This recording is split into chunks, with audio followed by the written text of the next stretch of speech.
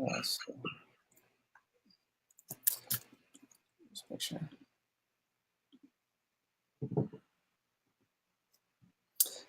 Hey, what's going on, everybody? Brett Heimann here, marketingagency.com, and it is my honor and privilege to have the man here, the myth, the legend, the copywriting genius, Carlos Redlich, on with us today. Carlos, thank you very much for being with us in this group today. I really appreciate it. How you doing today?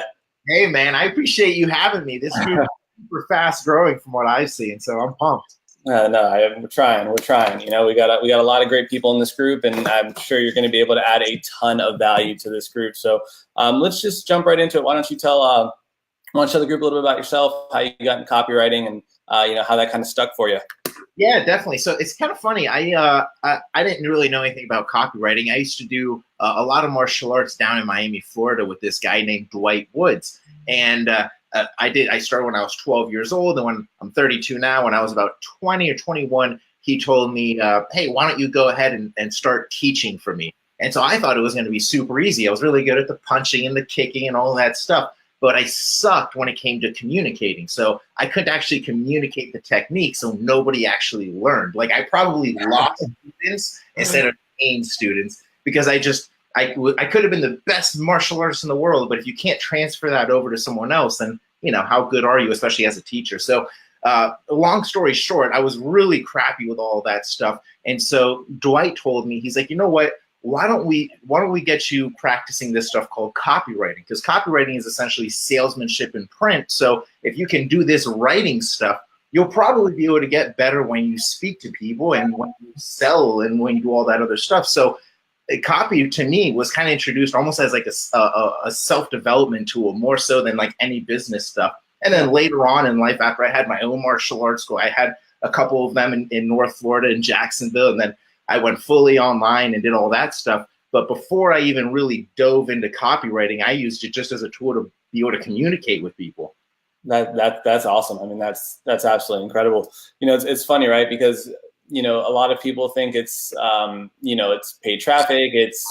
But I mean, it doesn't matter how good you are at anything if you can't write copy that sells. You really have nothing, right? I mean, it's one of the huge components of being able to be successful in online marketing and advertising. And so now, I mean, obviously now you have your copywriting agency and you've worked with 6, 7, 8, 9-figure businesses and startups. Tell us a little bit about that, and maybe you can name drop a name or two of who you've had the opportunity to work with. Yeah, definitely. So I actually didn't realize this until recently, but Agora, which is one of the companies that I've worked with, they're $1 billion company. So wow, that's incredible. That's 10 figures. So I have to switch that from 9 figures to 10 figures now. There you go. I work with 7, 8, and I don't know anybody else in the 9. I only know a 10-figure person. So I need someone in the figure range again. I don't know. But it's kind of funny. So I guess that would be the biggest person to name drop. But I've worked with people in like the internet marketing circle, like Chris Record, Robert Nava, Anthony Powell, Chris White, tons of people that you may or may not have heard of. They're famous in their own right within their own niche or whatnot. But just like what you were saying before, copywriting, it's so funny because there's a few things. If you're going to be a service provider of any kind and you want to make any kind of money, one of the things that I figured out is you've got to have what's called a high ticket skill. And copywriting is actually one of those high ticket skills. In fact, it's one of the most needed, but it's one of the highest paid high ticket skills there are. And the reason why is because you can learn to send a bunch of really kick butt traffic to some kind of website or web page. But if the words aren't actually making people do stuff, whether that's give you their email address or, give you their credit card, if it's not doing that, then you're not really going to have much success online. So you've got to have the high ticket skill or partner up with someone who's got a high ticket skill in generating traffic. But you also need to have what I consider, obviously I'm biased, but the really important skill, which is having the words that convert people into buyers. Yeah, I mean, you hit the nail on the head. I mean, even like, in some of the courses that I teach, I mean, you got to have a high ticket skill. If not, you're going to be scraping the bottom of the barrel and you're really going to, start spinning your wheels. And so, I mean, that's absolutely huge. And I mean, people don't realize this. Like I don't know about you, but I was always kind of brainwashed when I was younger that the real successful people are going to be lawyers, doctors, engineers. Yeah. But when you take a look at it, obviously there's varying levels. You have like $1 million, lawyer or there's obviously different levels, but if you just kind of look at the stats, like an engineer will make, let's say, 80 to 100 something $1,000 a year. A lawyer and a doctor generally will make around $100,000, $200,000 a year. I mean, there's obviously the ones who have $1 million, all that, but if you just you can even Google it, and those are roughly the stats.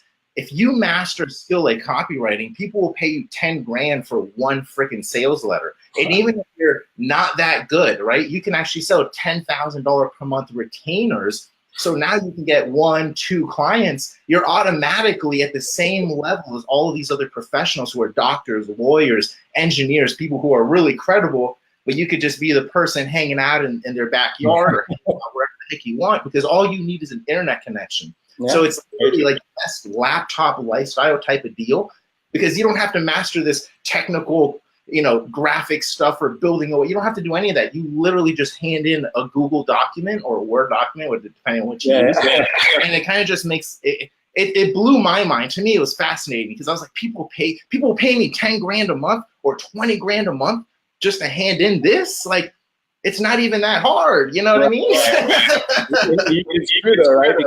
That's funny because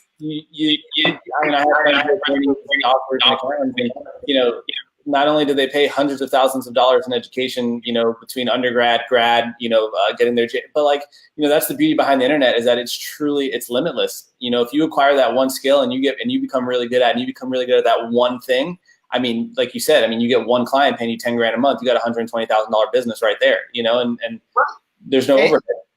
It's not, and again, it's as a non-employee. So some people may like that, some people may not like that. So as a non-employee, they're not going to pay for your insurance or something. Like, you're not going to have those. There's no benefits, right? So you have to take that into consideration. But you also kind of do stuff on your terms, as long as the end result is the same. They get what they want when they want it, and it works and it's converting or whatever that might be. But man, it's just so much. And one of the things I think about is, think of all the stress that comes. First off, there's stress regardless. Whatever you do in life, you're going to have some kind of stress. But I look at little comparisons. If I'm a doctor and I'm making 200 grand a year or something like that, and I have someone's life on the line, that's not the type of stress I want. Yeah, no, it's true. You have the stress of this could make money or not make any money. We could, but you're not going to die. You know what I mean? I don't know. So there's certain type of stress. Imagine if you lose people on the board right there when they're dying. They got their chest. You got 5 of those in a row. What kind of week are you gonna have? You're gonna have a crappy week. You know what I mean? So I just think, because I know doctors, so I hear some of their stories, and I'm like, man, I mean, you make less than I do. That's and I'm just hanging out here in my backyard, legally smoking a joint, because I live in Arizona where it's legal, and I'm just hanging out over here, and it blows my mind. So if anybody was to learn something, it's to learn a high ticket skill. Yeah, that's absolutely, that's huge. Yeah, no. Why don't we talk a little bit about once you acquire that high ticket skill, right, and then you got to get into prospecting and closing your prospects. How do you go about that process as a copywriting agency? So it's actually pretty simple. One of the most important things is how you pre-frame any single prospect. So there's a few methods, right? At the end of the day, I still close people the same on the phone. I'll walk everybody through that, but I kind of identify there's different ways you get clients. There's the paid traffic way, which I love, because you can kind of control that and scale that. But the truth is, I didn't have money when I first started to start testing paid traffic, so I couldn't do that. So what I like to suggest to people is organic stuff, right? You can do literally stuff like what we're doing right now. You've got a big audience of people. In fact, this is one of the ways I actually grew my business, is I would get on podcasts with other people who've got hundreds or thousands of people in their audience, and they interview me. So I'm presented as if I'm an expert. People don't know I'm really not an expert. I know what I'm talking about. I'm on a podcast. But see, that's what you do. You get on podcasts. You actually deliver value, because now people can see, okay, this person's either full of hot air or they know what they're talking about. I love it, because it's kind of like the ultimate shit test, right? And then from there, you can make offers. You can grow your audience just organically that way. But the closing process is actually relatively simple, right? And it's because as soon as somebody gets on the phone with me, I go into this John Carlton calls it sales detective mode. Okay. Pretty sure he calls it sales detective mode, but I kind of do it just as a person who's about to close you, right? And so if we were to get on the phone, the first thing I'm going to try and get you to do is spill your guts. So here's what that means. If you're on the phone with me, you're like, hey, I really appreciate, first off, the way we would be on the phone is because it's been scheduled. I'm not like cold calling you or, right? So that's something that I guess understand, right?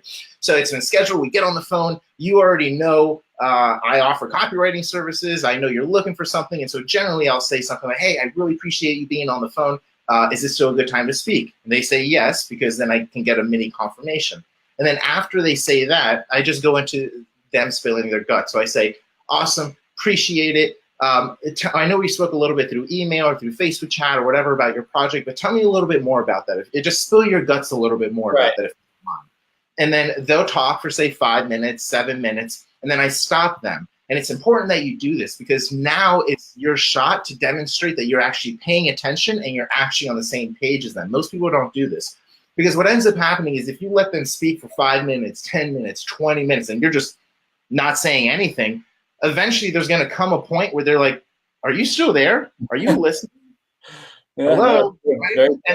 And so now you got to, so to avoid that, I just stop in around 5 or 7 minutes when they get to a certain point or something. And I say, okay, cool. Real quick, let me just stop you there. I want to make sure I'm on the same page. Is it okay if I just do a quick recap of what you just talked about?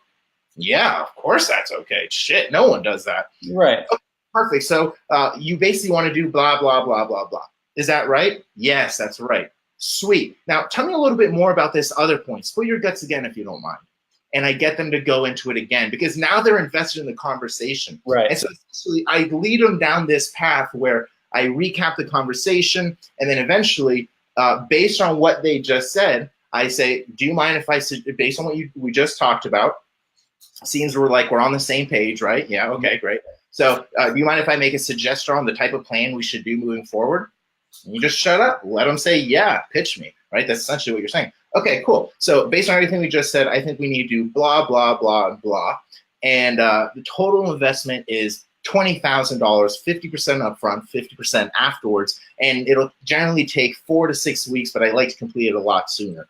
Is that a deadline and stuff that would work with you? Yes. And the thing is, I obviously, if you were to customize this better because you plug in what they really need. Right, of course. But one of the things that you want to take away from it is I asked them at the end, is that a time frame and everything that would work with you? I never asked him, is the budget okay? I just asked, is that time frame and all that other stuff okay? And so when you do that, if they say, yeah, that seems to work for me, or yeah, if we could do it sooner, blah, blah, blah, great. And then you just kind of wrap up the deal and you send them a PayPal invoice or wiring it for however you do it. But that's essentially how I lead them down the path. And it's a logical close. I mean, it makes perfect sense. And the beauty of it is they actually feel that the entire way through, you actually understand what they're saying because you've recapped it every 5 minutes or so. Oh, yeah, and when they're like, man, this person knows exactly what I need. And I think the interesting point there that you made is that you don't give them an option on the budget, right? Because that's huge because sometimes the people get so, when they're on the phone and they're pitching, they might not be as confident as they need to be. So what they end up doing is they end up saying, well, they say, is that okay? Is that budget okay? Because if not, then they're immediately capping themselves and they're not going to be able to get their full value. And, if you're not charging premium price, what you're telling that person, your prospect, is that, hey, I'm not the best at what I do. Hire me at your own risk. I'm not the best at what I do. So I thought that was an excellent point right there. Absolutely. It's funny. One of the things, just to kind of go off of that, one of the big things that I remember I used to screw up on, and so now it's like ingrained in me to not screw up, is I never used to assume the close. And so now I assume the close. And so what I mean by that is after I give out my plan, I ask them if that's a good idea, right? Does that sound like something you want to do? Does that sound the time frame and all that stuff? Okay, if they say yes, right, then I say perfect. For me, I usually I do things through PayPal, or if it's like a $20,000 deal, like what I just mentioned, I would do a bank wire type of thing. Okay. So, but let's just assume, just for training purposes, I'm going to send them a PayPal invoice. So what I would do is say, okay, great. So, all right, perfect. So how soon are you looking to get started? Well, I was thinking of getting started within the next day or 2 days. All right, awesome. And what's the best email to go ahead and send the PayPal invoice to? Or what's the best email to go ahead and send the agreement to if you're just going to do a bank wire, right? But when you say what's the best, instead of saying, can I please have your email address or can I have this, that never really works out. But when you just assume it and go right for the what's, it's ridiculous how much that works. That is sorry. That is very, very interesting. And how do you handle, I guess, when you're charging that much money, right? And let's say you get a price objection, right, from a prospect. How do you go about handling something like that? But I just ask the obvious questions. I think a lot of, and I'll give an example, but I think a lot of people just are so scared of what's going to happen if they do this. What's going to, I'm like, well, what would you naturally do? Like, why wouldn't you do it? So anyways, if you're fully sold on what you're doing, then this type of stuff won't really shock you. The thing is, most people don't know how to handle it. So let's say I quote you $20,000 and I say it's going to take 4 weeks to complete. Is that a time frame and all that stuff that would work with you? And you say, yeah, time frame would work, but man, that budget, that's kind of high. Is there anything else we can do?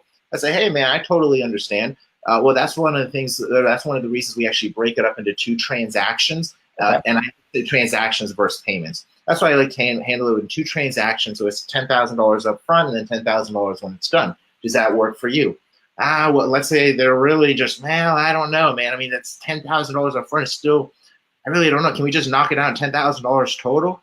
Well, see, I don't have like a script for it. I just ask the obvious question. To me, the obvious question would be like, man, that's interesting. Well, no, first off, I really appreciate you asking. You wouldn't be a business person if you wouldn't ask stuff like that. So I admire you for doing that. Right? I want to compliment them. Admire you for doing that. I'm not going to be able to go down on the price, but what I can do is break it up, just like what I said. And if you have any other decision, or is there anybody else you'd have to speak with, or what's really holding you back about this? Because I want to make sure you're fully comfortable. The last thing I want to do is just take $20,000 from you and run away. I'm not getting 20 grand. My money is going to come when I earn your long-term business. So the goal for me is to use this as kind of a stepping stone, earn your business with the $20,000. I don't discount my services because I know I can get you results. Right. And from there, I'd like to turn you into a $1 million a year client because I know I'll be making you $10 million a year. No, do you think you're able to move forward on this first transaction of $10,000? And I hope everyone is really dialing in and listening to this because that's money right there. No, seriously. That's exactly how you want to handle price objections, especially when you know your worth and you know your value and you understand that, and even something like copywriting, the beauty behind something like that is that you can save that, right? Like they're paying you 20. No, but it's true. Like I don't ever, we'll get in a second, but like if I have Facebook ad copy that I'm writing and it's converting, or sales page copy that's converting, I'm saving that. I'm not just going to switch it up. I'm going to put it somewhere. I'm going to store it away. So, I believe I was Dan Kennedy. I was reading one of his books one time, and he said like the reason why I can charge as much as I do is because that $20,000 that you're about to pay me, or that $50,000 that you're about to pay me, is going to generate 6, 7, 8 figures in revenue for your business. And it's an asset, right? And that's the beauty. I think that's one of the big things behind copywriting is when you get good copy, you now have an asset that converts. So you can use that at a later time, and that's a big thing for me. One of the things that a lot of people ask, and I actually want to address it because it is another objection that people should just be aware of if you're in this game of copywriting or any kind of freelance deal, is the "what happens if you suck" option, right? I don't like refunds. I've only had to refund maybe 2 people in my entire career when it comes to copy. I've refunded more when I sold nunchucks and stuff like that, but that's a product, right? But my services only twice, and it was rightfully so, right? So, but what I like to do to avoid that stuff is it's my fault that those refunds happen. And the reason why is maybe the copy didn't work, or maybe I didn't pre-frame it right, but almost all problems that I've encountered in client relationships, I take the blame for because it was my fault for not pre-framing something. That's what I've kind of discovered through every stumbling block. So if, so where were we going with this? Shit, I was just going off something. Pre-framing. People. Oh, yeah. So, so one of the things I like to do is what happens if you suck, right? Because that's a real common question. If someone's going to pay you $20,000 and your stuff doesn't convert, well, is that it? Oopsies, that's not a good deal, right? So the next logical thing would be, okay, well, what happens if I pay you this $20,000 and it doesn't work? Well, so what I have, everybody can have their own, right? But what I have is my version of a guarantee. So I don't give a money back guarantee, and I tell them, well, So what happens if you suck, Carlos? Well, I totally understand that. First off, my goal is to make it convert right out the gate. But the truth is, we all know, you've been in business long enough, I know I've been in business long enough that stuff like that doesn't always happen. So if, God forbid, my stuff does not convert and it doesn't make you money, then what we'll do is we'll revise it, or I'll revise it for free up to 3 times. Generally, if I have to revise something, it doesn't go past the second revision until we can start making money. But I revise it for free 3 times just to make sure it converts. So that way you're totally covered, and it's not like you're throwing 20 grand my way and crossing your fingers. You're paying 20 grand as an investment, and then I stick with you up to 3 revisions, which we probably won't even need, to make sure it actually converts. Does that sound like something that would work for you? And then I just shut up, because I like to end. I usually end these types of whenever I'm talking, I don't want them to be the one in control, and the person who's asking the questions is in control. Right. Absolutely. Like, you're in control of this conversation because you're leading me down a path with your interview questions. Same thing on the sales call. You want to be the one leading them down a path. If they're constantly, so as soon as I answer their question, what happens if you suck? I want to take control again. And the way I do that without sounding too obnoxious is just saying, so does that sound something that would work for you? Or does that make sense? Or something like that. They say, yes. Okay, cool. And then I go into whatever my next thing is. No, that's awesome. Word fight. You got bang, bang, bang, bang. That's right. Jab, jab, hook, right? I mean, that's what it is. No, but it's funny, right? Because a lot of people, and I mean, I've dealt with it myself. You know, a lot of people, they'll do something and it's like no refunds, right? And then it's okay. Like, you don't have to give money back, but the right thing to do is stick with it to a certain degree until it's right. And you hit the nail on the head. Because I'm a big paid traffic guy. I mean, that's what I love. That's what I love to teach. But the truth is, and everyone thinks that there's some magic switch to paid traffic. Whether it's Facebook ads, Instagram, no, there's no paid switch here. There's no magic switch. You might get lucky and you might convert, right away. But the truth is that any client that I'm talking with, I say, hey, look, there's a 10 to 14 day ramp up period. We got to test. We got to make sure that we have all the copyright, we have all the creatives right, and once we find those winning ads and once we find those winning campaigns, okay, then we can start to scale. But to come out of the gates and copy is, I feel like there's, and you can obviously correct me if I'm wrong, but I feel like you have you can impact there. You can have more of an impact right off the bat than something like paid traffic, because you're going to know right away if your copy's converting or not. Paid traffic makes it a lot easier to know if my copy converts. Like, when I sell my own stuff online, the martial art nation, like, I've tested stuff. I don't know if I can cuss, but I've tested stuff. I'm like, no rules here.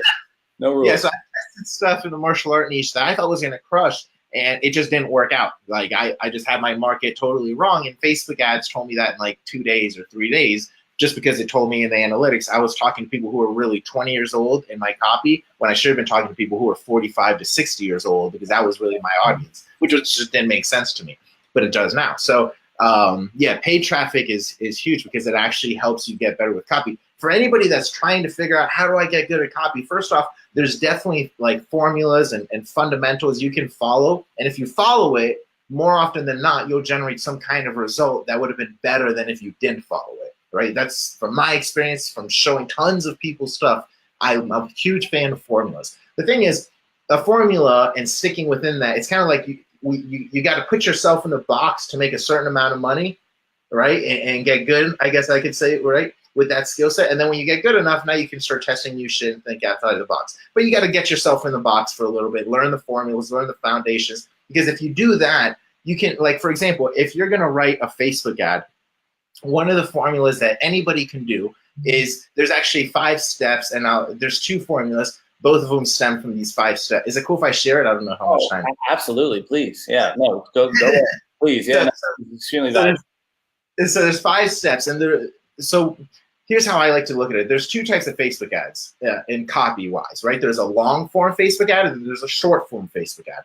Short-form Facebook ads, from my experience, work really well when you are selling essentially nothing. You're trying to get them to a free opt-in for an ebook, or for like a digital product or something, in that case, or service, or for physical products. Physical products just crush it with just very short form copy. You need no copy on those, right? Mm-hmm.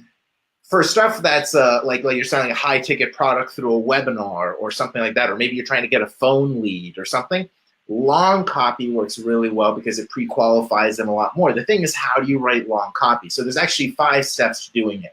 The first step is you want to ask a yes question. So for example, I'm drinking coffee. So if I'm talking to coffee drinkers on Facebook, for example, and I'm going to try and sell them this coffee mug or whatever, I would say, love coffee? That's my first question. That's a yes question.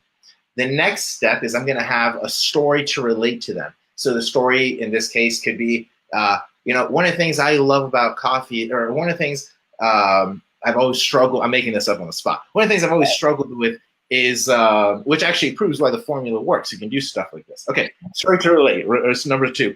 So, I remember I was drinking coffee out of my mug, and for, after an hour, the coffee would, the coffee would go cold, and whenever I tried drinking it before, my hand would burn, and the mug or whatever this thing is would get super hot, right? So let's say that's my story to relate. Step 3 is the big aha moment, which is kind of like the discovery of the product, which would be this new magic product I'm going to introduce. But then something amazing happened. I stumbled across this really cool mug that keeps your coffee really hot, and you can hold it and you won't burn your hand and nothing. It's like magical. It's unbelievable. Okay, step 4 is you suggest the possible solution. Now, this mug has been amazing. I love it. It's sold to millions of people all across the world. Maybe you'll love it too, right? That's really important because now they're hoping, oh, I hope this is for me. You know what I mean? And then step 5, you just have a simple call to action. So click here to see if this is for you, right? And generally, so that this, obviously I used a mug as an example, right. Or whatever this is as an example, but usually that long form formula would be for again, for something that you're trying to sell a high ticket product up, like $1,000 plus product or something, or you're trying to generate a phone lead and you want to qualify them and all that stuff. So that's for that. The short form copy is actually what I would use to sell a physical product like this, because I would just say step 1 and step 5, love coffee, my yes question, and then a call to action. Click here to claim yours for free, just cover shipping or whatever, right? Yeah. And so that's essentially 2 formulas, but they stem from just 1. I mean, anyone who's listening in right now, you guys just got, a ton of value right there. And Carlos, thank you very much. And one more question for you. Now, in terms of when you're comparing copy to the offer, right? So how well do those have to go hand in hand? And is there, from your expertise, has there been times where you may have not had the best offer, but your copy kind of compensated for that, right? Or vice versa, maybe you had a very solid offer. Offer always beats copy. You could have really terrible copy, but if your offer is amazing, it'll kill it. Generally, you can't do it the other way around from my experience. So for example, to illustrate that, like if I'm trying to sell you a Ferrari that's for only $340,000 or something, mm-hmm. and you're about to get it right now for $46,000. That's a stupid offer. And it's not broken, and it's just because this is like an addition they're not going to sell anymore, and they think it's garbage, but it's still a $300,000 Ferrari. Right. Just whatever the excuse and reason is, but it's a legit Ferrari. You're getting for $46,000. There is no amount of copy that's going to have to sell that. That offer can go by itself and crush. But if I'm selling a $360,000 Ferrari for $360,000, I'm just, where's the offer? There's no killer offer there. So the point is it has to be irresistible. So copy is a great tool to help pump up an already amazing offer. But if you have amazing copy and then you get right down to the finish line and it's like a crappy offer, it's like going on a date, getting really pumped up for this finale and finding out it's like, oh, this is not compatible at all. What a letdown. This is horrible. No, and that definitely answers the question, and that's that's something that in one of the courses I teach, it's and that's why I want someone, that's why it's great to have someone with your expertise in copywriting, because that's a question that does get brought up a lot. Like if the offers, because what if you're working with a client? And I think this is one of the, and I won't keep you here for too much longer, but here's one of the things that you kind of might run into with the client is that maybe they don't want to give away something for free, right? Or maybe they don't want to give, they don't like what offer will work for that specific niche, but maybe that client's like, I don't want to do that. And, from a marketing standpoint, we understand that this offer needs to be what it is in order for it to convert the way it needs to convert, and so that, that, goes back into, how does that copy compensate if you have a client like that who doesn't want to give a free teeth whitening session or free 30 days at the gym or a free 2-week a trial at a martial arts studio? One of the things that I like to do with a client, like first off, just try to avoid those clients. But if you have those clients, one of the things that I've found is if they don't want to give something away for free, then that's fine. That's totally cool. Do you believe in I ask them, like, do you really believe in your service and product? This isn't a trick question. Do you really believe you can do X, Y, and Z in a certain amount of time? Yeah. Yes. Okay. If you believe you can do that, like if you think your teeth cleaning are the best teeth cleanings in town and they're going to stay clean for like 6 months, then up your guarantee. Tell them that if their teeth don't come out however they want, if after 6 months the teeth aren't a certain way, or I'm making this up again, you'll give them all their money back. A ridiculous offer. Like actually, I have a ridiculous offer that I'm piecing together for a mentorship program that I've got for copywriters. So I'm showing copywriters who are very basic level, maybe 6 months of experience or so, how to generate a 6-figure per year income. And so it's really simple, but one of the things that I'm doing for getting them in is I'm having a no-brainer offer where during this special webinar that I'm about to do, they get the $6,000 per year course essentially and live training and everything for just $24.97. Oh, wow. On top of that, if they don't make at least $100,000 using what I show them within the first 12 months, I give them all their money back. So essentially paying me $100. And if you do what I show you and you still, after 12 months, don't make any money, like not any money, but if you don't make $100,000 minimum, at the end of the year, I'll give you all your money back. It's an irresistible offer. It's almost like it's literally a risk-free trial. It's like, hey, borrow my $2,400 so I can just try your system. And if the shit doesn't work, give me that money back. It's all it is, like a security deposit. I don't know if you want to. I don't know if you want to announce it here, but do you want to the name of the program and where? Yeah, well, if anybody wants it, if anybody wants to learn about that specific offer, because I haven't even offered it yet. It's still people are still paying the It's actually like $5,900 something per year or whatever. Okay. But what people are doing, if you are interested, you can send me a private message on Facebook, and then I'll hook you up with the same deal for $24.97 for the year. Perfect. And if you don't make $100,000 by the end of the year, I'll give you all your money back. By the end of 12 months, not the end of this year. you only got a month left, so that's going to be tough to do, But yeah. No, guys, and I mean, obviously, Carlos is someone who I've had the privilege of, speaking with a bunch, and he really knows his stuff. So I mean, if you guys, anyone's interested in copywriting or starting their own, acquiring that high ticket skill, I mean, you're not going to find better than Carlos, and I really do mean that.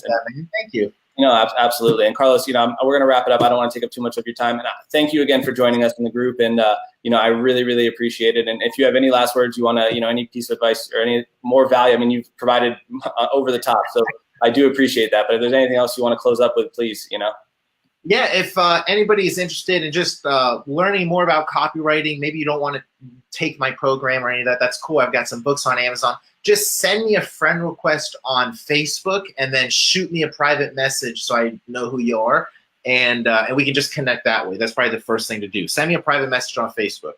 Perfect. Carlos, thank you very much, man. I appreciate it, and I'm sure this group is they're gonna love it when when they're watching this. So thank you again, and I'm sure we'll do this again very, very soon. Thanks so much, man. Thanks, Take care.